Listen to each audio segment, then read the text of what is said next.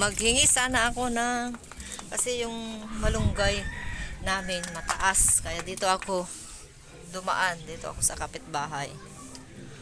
O yan, may malunggay sila. Pero ito, nagulat ako yung palaya na tanim ko noon. Ang laki na. Ang dami ng dahon, oh. Ulit lang pa lang noon. Bagong ano lang noon. Bago ako lumuwas Manila. Tanim ako, yan. Ayan na yung ampalaya ko. Tapos may bunga na doon, oh. Kukunin ko na. Ay, kunin ko na lang kasi sira naman na. Magkuha sana ako ng ano, ng malunggay. Nakita ko tong tanim ko noon. Ganito na pala kalaki. Marami ng dahon, oh, hanggang doon. Wala siyang ano. Ito lang nilagay ko dati, oh. Hindi na siya nakatayo. Mayroong pang ano, okra, saluyot. Kasi nagluto ng noodles yung noodles ng anak ko. Gusto ko ng ano, malunggay. Ito na lang, sabi ko, ayaw niya mapait pero gusto ko. Kuha lang ako. Sarap sa ano to, sa munggo. Kuha lang ako ng konti kasi tagal lang ko hindi nakakain ng mga ano, dahon ng ampalaya kasi sa Manila mahal ang ampalaya, yung dahon ng ampalaya. Hindi ako nakakabili doon kasi sobrang mahal. Ang liit doon, no? 20, 15, ang ilang piraso lang yung dahon. Ayun. Ayun hanggang doon. Haba pala. Nakarating na pala doon, no? May kalabasa dyan sa kapitbahay namin dyan. Tapos ang lalaki ng ano doon, aba. Yung aba, yung ano pa, gabi. Tagalog.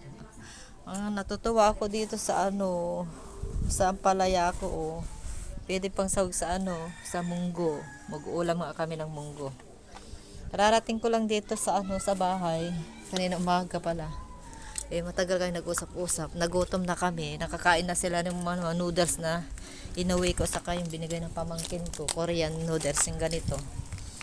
Oh, tapos may payless. Yung in-order ko sa ano, sa Shopee. Makahingi ng konti.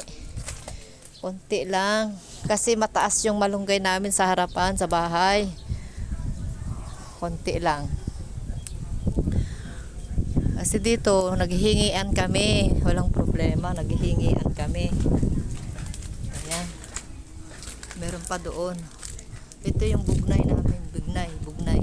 Wala nang bunga. Dito na ako dumaan sa bintana namin. Ayun. Ayun. Bye-bye na, guys. Nagluto doon sa ano, sa electric kettle. Anak ko ng ano, noodles. Yan, gusto ko isahog yan. Gusto ko may gulay. Yung higigupin kong noodles. Eh, nagutom na rin ako. Nagkape lang kami kanina. Pagdating namin. Sa kapatid ko, saka yung pamangkin ko, iniwan ko sila kasi sabi niya, umuwi lang daw ako kasi saglit lang daw kami dito. Pinauwi na lang ako dito sa bahay. Anuhin ko daw ang pamilya ko kasi 2 araw, 3 araw lang kami uwi na.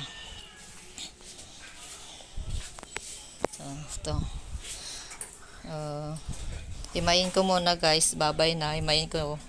Kasi ito, hayan ko lang dito para sa munggo. Tanggalin ko na lang yun. Sayang. Bye-bye.